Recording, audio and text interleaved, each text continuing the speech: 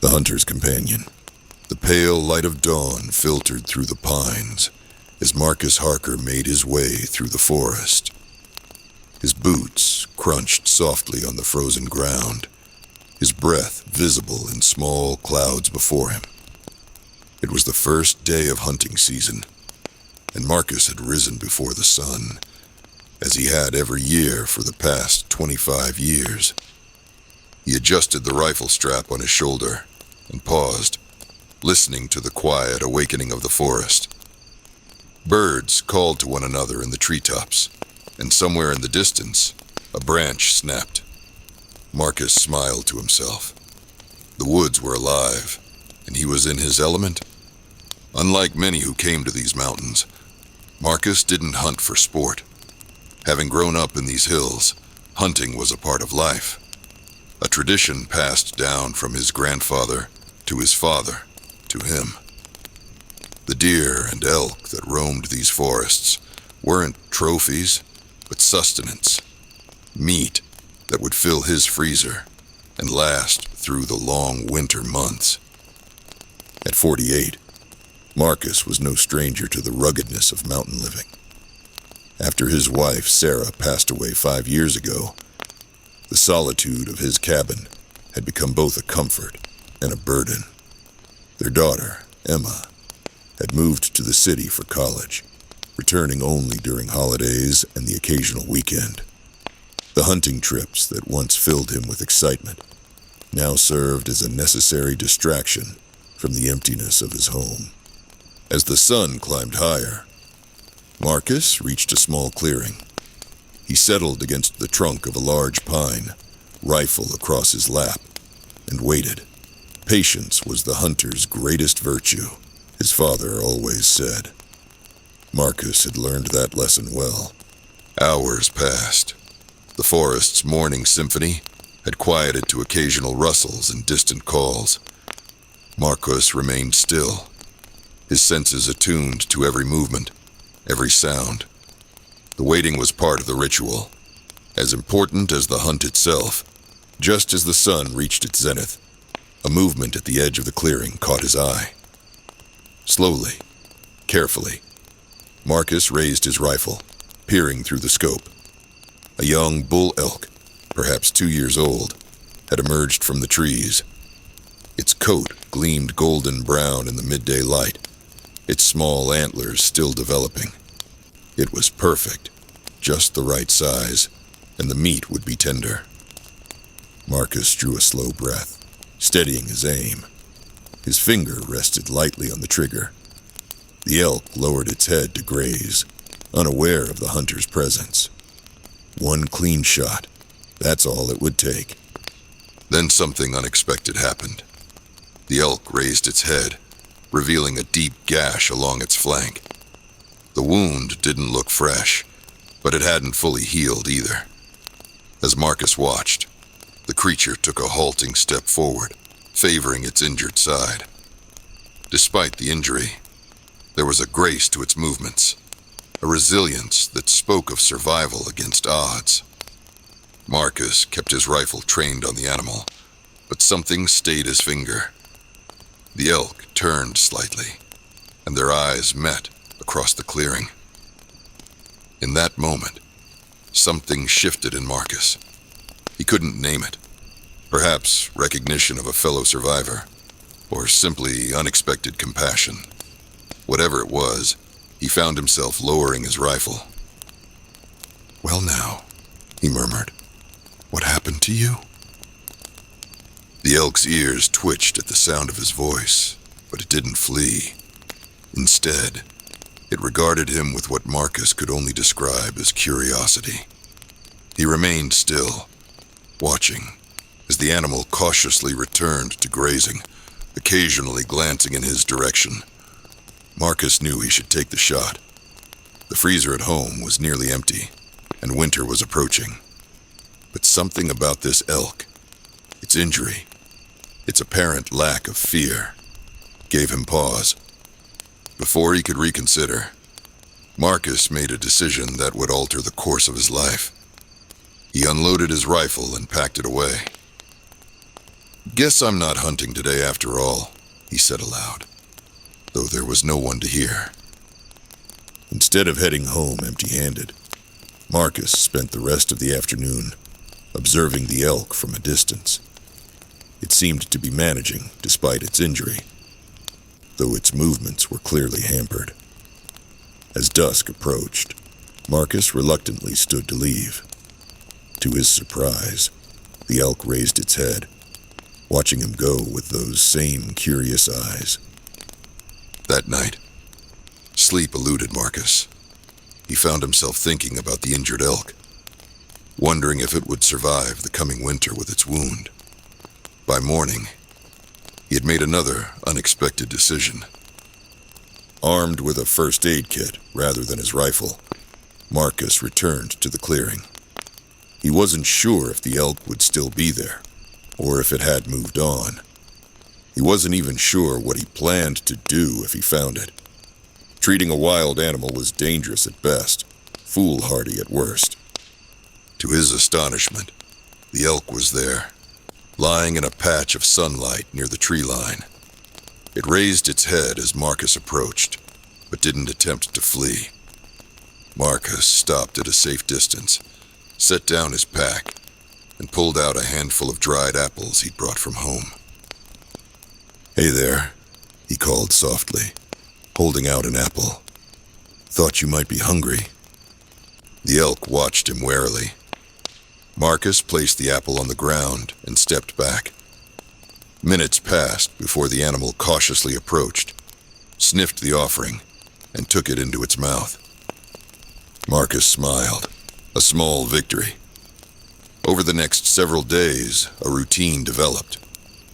Marcus would arrive at the clearing with food, apples, carrots, even some alfalfa he'd purchased from a neighbor's farm. The elk, which Marcus had started calling Chance for the chance encounter that had brought them together, began to anticipate his arrival, greeting him with a gentle bugle. Gradually, Marcus was able to get close enough to examine the wound.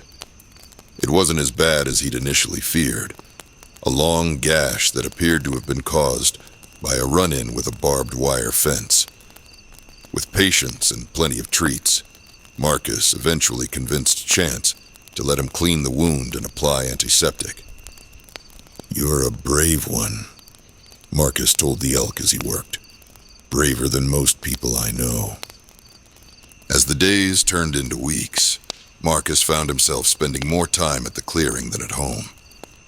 He built a small shelter for Chance as the weather grew colder, bringing fresh bedding and extra food. The elk no longer showed any fear, approaching Marcus as soon as he arrived, even allowing him to stroke its neck and shoulders. Word of Marcus's unusual companion spread through the small mountain community. Some hunters thought he'd lost his mind.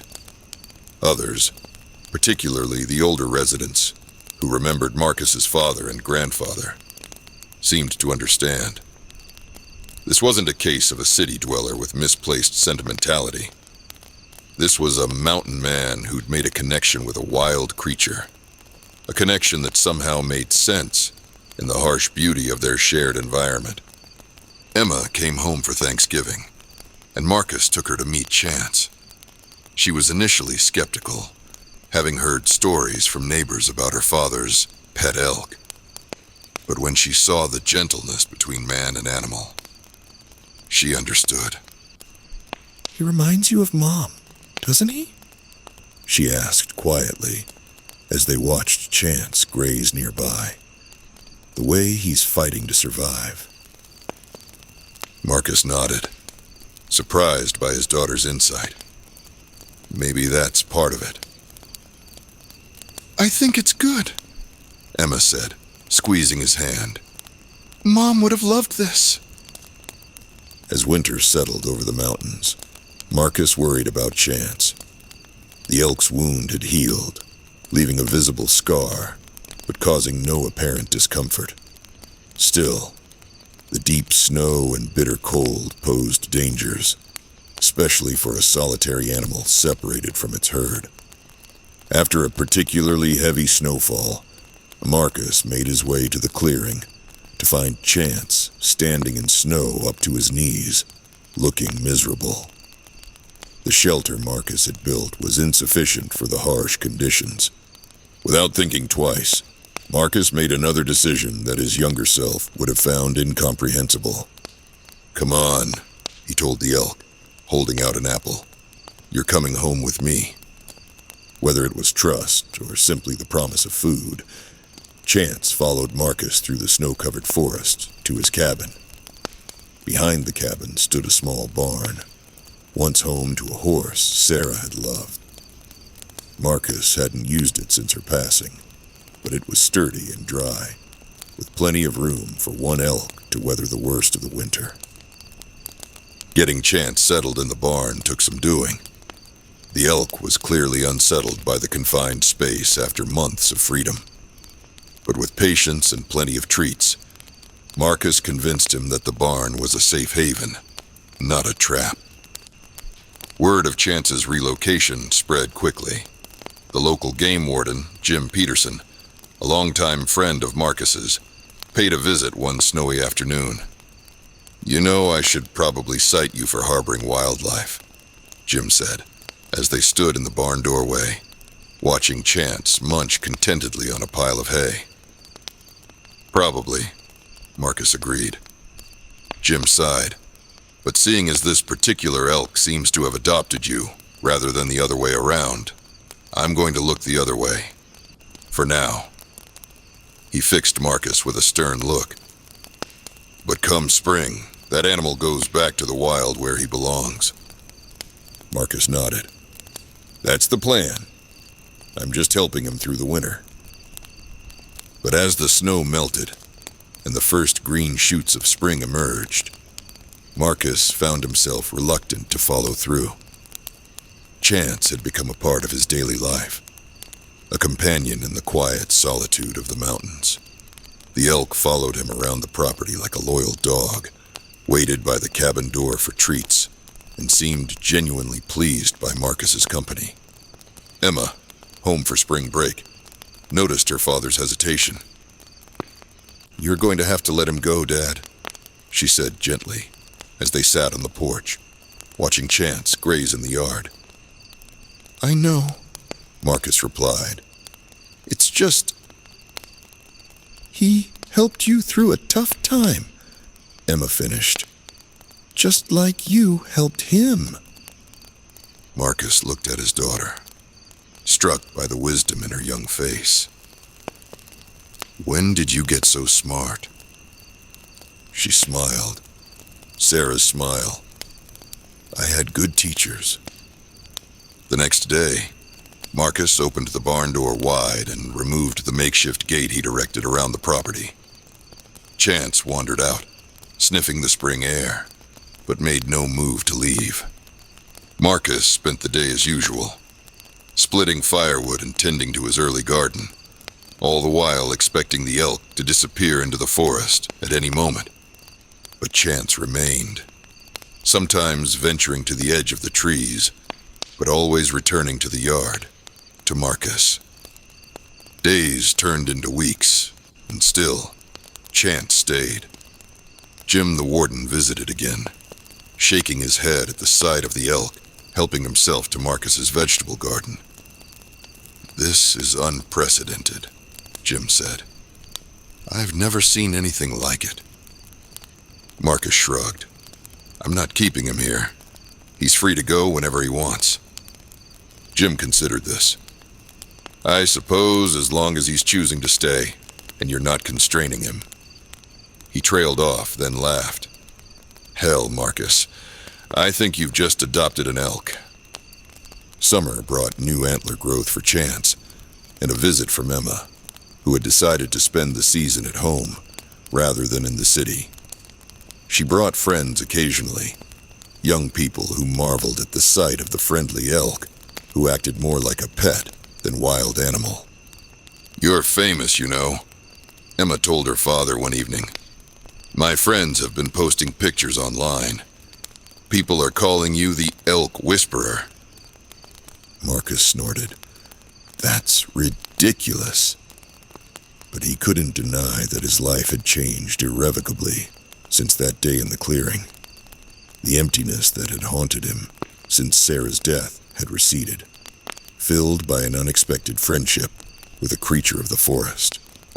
There was a lesson in it, he thought, about compassion and connection, transcending boundaries. As autumn painted the mountains in golds and reds, Marcus found himself once again preparing for hunting season. But this year, for the first time in his adult life, his rifle remained mounted on the wall. Instead, he spent the cool mornings with Chance, watching as the elk's breath formed clouds in the crisp air, just as it had on that fateful day a year before. "You saved me, you know," Marcus told the elk as they watched the sunrise together. "Just as much as I saved you." Chance turned to look at him with those same curious eyes, and Marcus could have sworn the elk understood every word.